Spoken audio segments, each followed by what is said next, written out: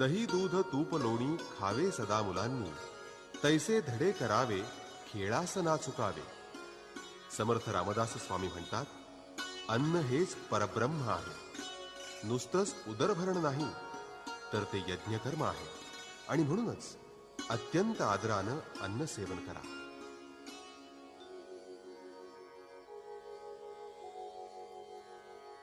वदनी कवळ घेता नाम घ्या श्री हरीचे, सहज हवन होते नाम घेता फुकाचे. जीवन करी जीवित्वा अन्न हे पूर्ण ब्रह्म, उदर भरण नोहे जाणीजे यज्ञ कर्म. जनी भो